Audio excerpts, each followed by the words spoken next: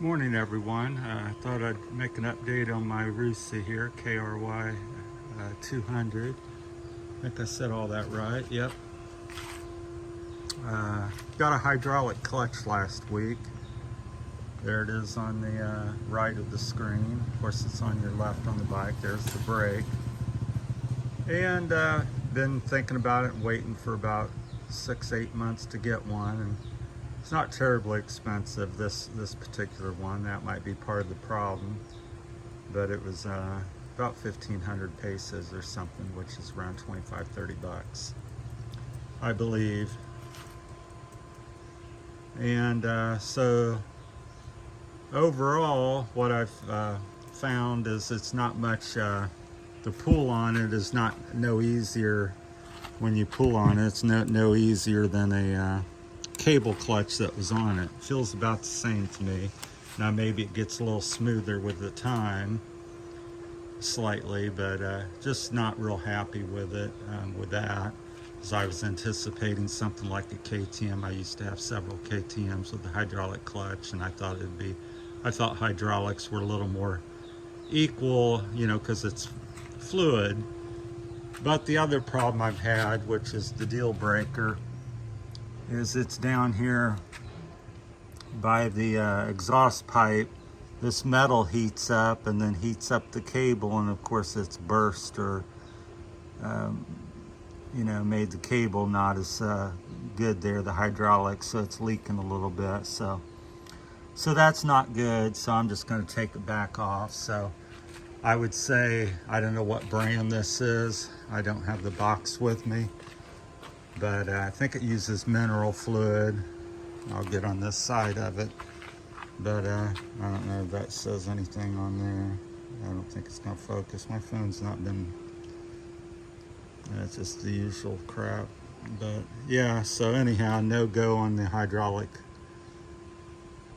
clutch, which I was hoping to be a lifesaver as far as using the clutch, making it much more enjoyable. But so do not get it, is my recommendation, at least this particular brand, whatever brand that is. It's probably a Chinese brand or something, as is the rest of the bike. But yeah, like I said, the clutch pull is just as hard as a cable. And if you got a nice pulling cable bike, it's harder than that, because I've had cable bikes that are clutch cables that are even smoother than the one that's on this bike. So I'm gonna work on the clutch cable and lube everything and do what I can to make the stock one set up and keep with the cable activated, because I just think anything down here fitting it on there is going to be damaged by the heat, as you can see down there once again. So no go on the clutch. The suspension I had done about 3 weeks ago now, I believe. About the same there. Went Richard over, I can't think of his last name.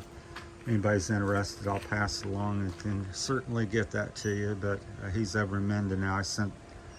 Bought some extra forks over there, so got a little oil leak or something going on, it seems to me.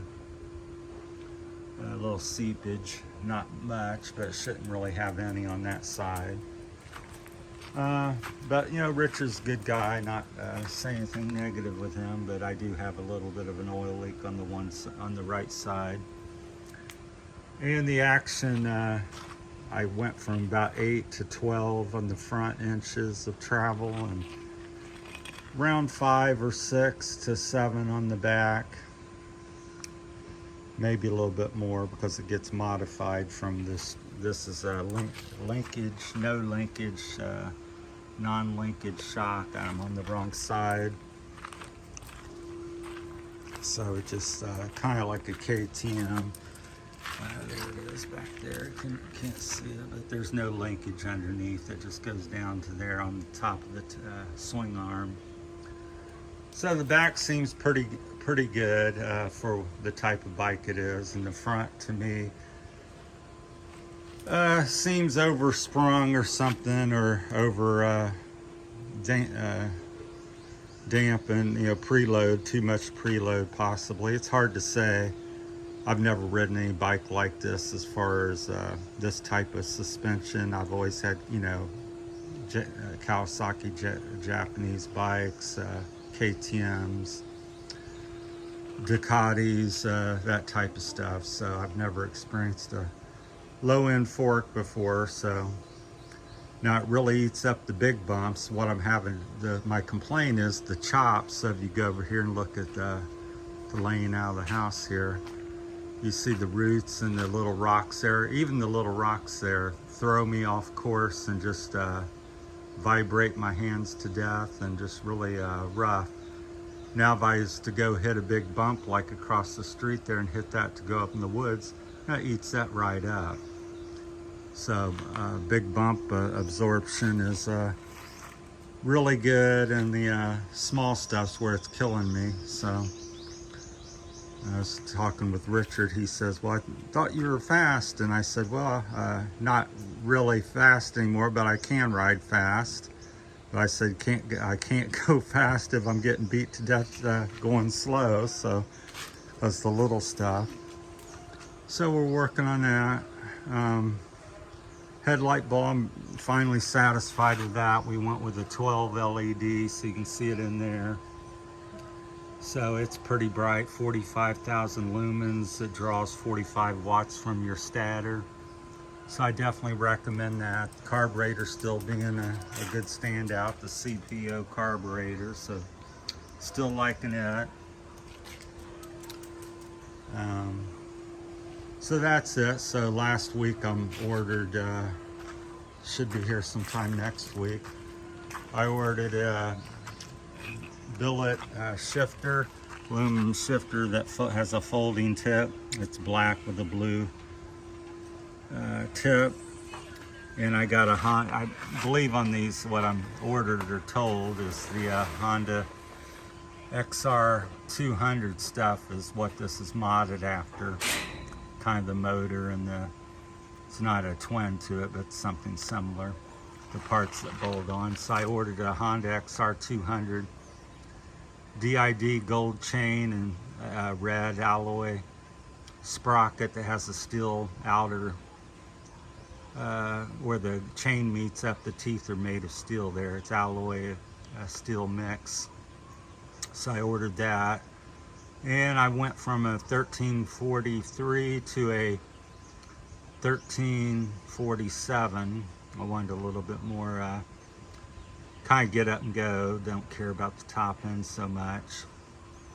So that should get a better quality chain and sprocket and lighten it up a little bit and make it look a little fancier. Been working on the pulley here. Down here you can see it. So the chain just seems to ride all over it. I don't know why we can't get it adjusted a little bit better. It's filthy, as you can see, so I don't want to touch it too much. But it was down here and they're pushing the chain up a lot and it makes a lot of noise. So if your Rusi's make a lot of noise, that's probably it. So I had it moved down further here and lower so it's not such a bend. You can see how the chain, mine is pretty good, but it used to lift the chain way up and bend it up towards the swing arm really high. I'll try to get something to point at. It's hard to film by yourself, you guys. But this used to set up there, and the chain had to go up and then back down to there. So I had that lowered, so it's much quieter. I got a new pulley coming that has sides on it to try to help keep the chain up on the pulley because it wants to ride to the left or the right if it's by itself. So it has little side ramps on it. So I got a new one of them coming, new shifter, new chain, gold DID chain, and a Honda aftermarket sprocket, red 47 tooth. So that's going to be the new updates next week. Next thing I'm working on is the tires. I'm very unhappy with these Moto tires. It's worn off, so it's some sort of Moto tire. This front one, I don't know what the casing's too soft. I'm not sure. I'm thinking it's the casing and the knob placement, or I don't know. It just, you hit these rocks and you go left and right, and it's not big rocks. These are 1, 2, 3 inches, maybe 4 in some cases, but most of them's between 1 and 2 inches. And I can barely go down the road 15, 20 miles an hour without feeling like it's life-threatening, because you just feel like you're a pinball machine between the rough suspension and the tire. Even when it's not so rough, you don't feel the suspension so much. It's the tire gets kicked it just gets kicked left and right. So I think I do have definitely some tire issues and some suspension, and trying to work between the two. So I just know a bad front tire is not a good way to go. So I'm trying to get a known tire, which is difficult here in the Philippines, because the Philippines seems to be where the market dumps the old technology off. And I asked for a IRC VX, I think 40 front tire, and they don't offer them here yet. They want to sell the VX30, which I'm not as knowledgeable about. And same, I wanted a Bridgestone Battlecross M39, 59 I mean, and then they have the X or something 33 Battlecross Bridgestone. I don't think I can get either one here. Don't know if it's a Bridgestone issue. It's just difficult so you end up with stuff like this. And I said I've never heard of it from America, which is where I'm from. And it's been a few years since I've ridden, but the front of this bike, between the tire and the suspension, is about the worst bike I've ever ridden. I mean, a Kawasaki K100, maybe it's on par with that, as I've had a couple of them in my day. I bought them for my wife and girlfriends years and years ago. So other than that, I think an XR200 suspension would, blow this away. Even though this looks more modern, it's much beefier. That is a positive. The forks just do not flex, side to side. So when you're in a rut or hitting big things, it's not ricocheting like the old XRs do. You really veg in handling, because the fork flexes an inch or more. Seems like, best I could recall. So that's it. That's the latest update.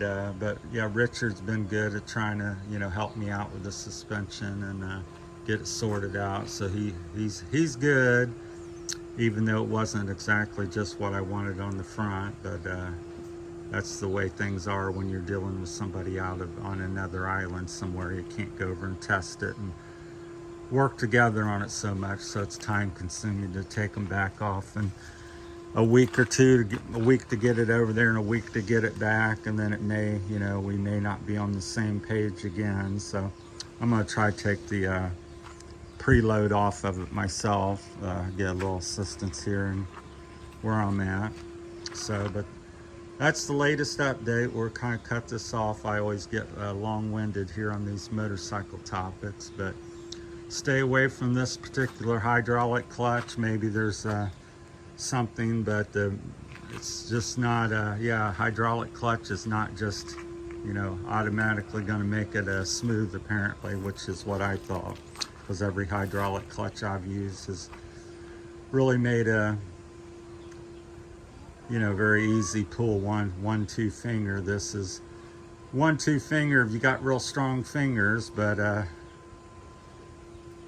you're young and strong and stuff. But yeah, it's to me it's a 3-finger pull, and it's works you pretty hard doing that. So, and at the end of the day, it's on par with what I had on it. So with all the complication, the issues with the heat down here, as you can see once again,